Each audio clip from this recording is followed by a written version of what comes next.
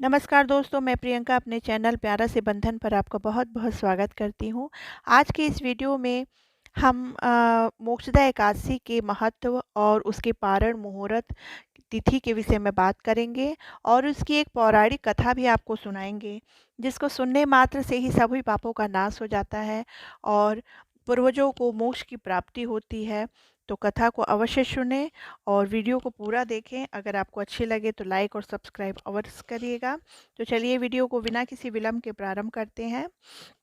भक्तों, हिंदू पंचांग के अनुसार मार्गशीर्ष माह के शुक्ल पक्ष की मोक्षदा एकादशी तिथि की शुरुआत 22 दिसंबर 2023 को सुबह 8:16 से होगी और 23 दिसंबर 2023 को सुबह 7:11 पर समाप्त होगी। गृहस्थ जीवन वालों के लिए 22 दिसंबर को एकादशी व्रत रखना शुभ होगा। वहीं वैष्णव संप्रदाय के लोग 23 दिसंबर को मोक्षदा एकादशी व्रत रखेंगे। एकादशी व्रत के दिन विष्णु जी की पूजा अर्चना की जाती है। मोक्षदा एकादशी का व्रत करने वालों को सभी पापों का नाश हो जाता है व पूर्वजों को मोक्ष की प्राप्ति होती है। चलिए अब बात करते हैं एकादशी के पारण की मुहूर्त की, क्योंकि व्रत से ज़्यादा महत्वपूर्ण होता है एकादशी के दिन पारण का मुहूर्त। गृहस्थ वाले लोग 23 दिसंबर को दोपहर 1:22 से लेकर दोपहर 3:25 के बीच में पारण कर सकते हैं। वहीं वैष्णव संप्रदाय के लोग 24 दिसंबर को सुबह 7:10 से 9 बजे तक पारण कर सकते हैं। तो चलिए दोस्तों, बात करते हैं अब मोक्षदा एकादशी के दिन व्रत की कि कौन सी व्रत सुननी चाहिए। तो चलिए उसके विषय में बात करते हैं और कथा हम सुनाते हैं।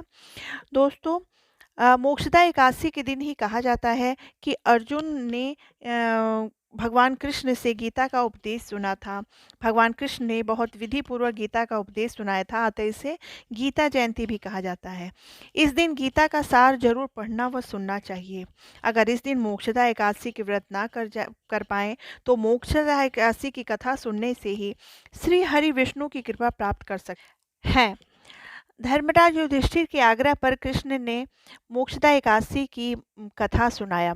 भगवान कृष्ण ने युधिष्ठिर को मोक्षदा एकादशी की कथा विधि पूर्वक सुनाई। पुराणों के अनुसार गोकुल नाम के राज्य में वैशानक नाम का राजा राज्य करता था। उसके राज्य में सभी धार्मिक पुरोहित रहते थे। वह बहुत ही धार्मिक प्रवृत्ति का राजा था। अपने राज्य के सभी जनों को वह पुत्र की तरह उनका देखभाल करता था और राज्य में दान पुण्य की व्यवस्था हमेशा रखता था। बहुत ही पूजा पाठ किया करता था। एक दिन राजा को स्वप्न में देखा कि उसके पिता नरक में हैं और बहुत ही कष्ट भोग रहे हैं।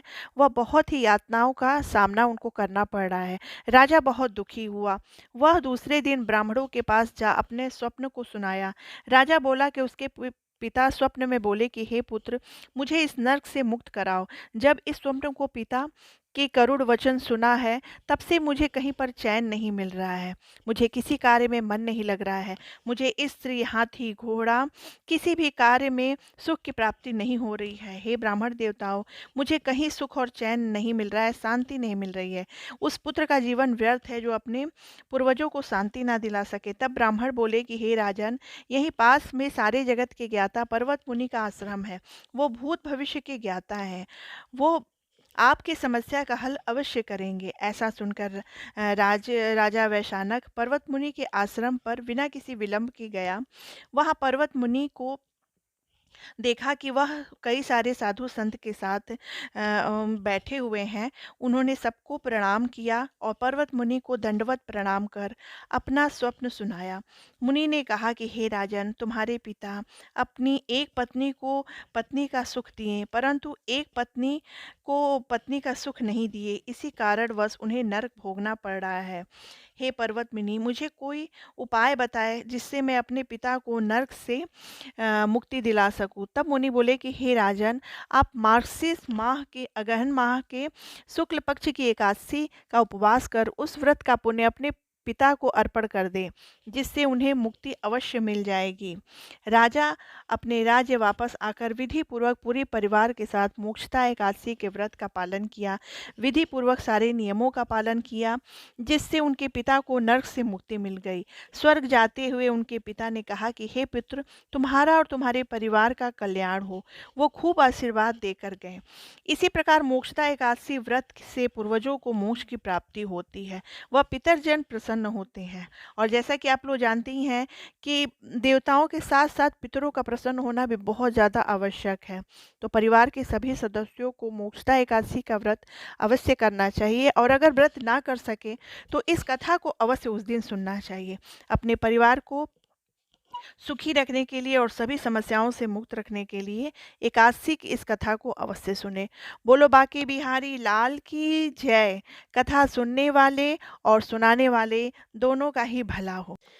चलिए भक्तों, अब बात करते हैं एकादशी के दिन के कुछ नियमों की, जिनको करना बहुत ही आवश्यक है, जिसके कारण ही आपके व्रत को पूर्ण माना जाएगा।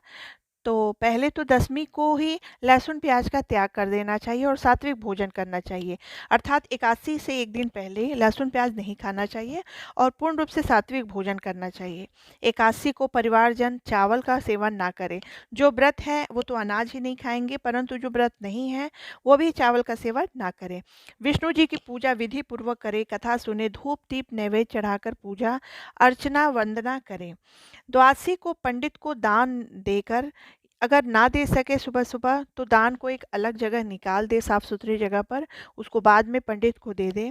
तत्पश्चात ही पारण करना चाहिए। इन नियमों का पालन करिए और व्रत के दिन कथा सुनिए, तो भगवान विष्णु की कृपा आपके ऊपर अवश्य ही बरसेगी और आपको सारे पापों का नाश हो जाएगा और पूर्वज भी आपको आशीर्वाद देंगे। तो उम्मीद करती हूँ वीडियो आपको अच्छी लगी होगी।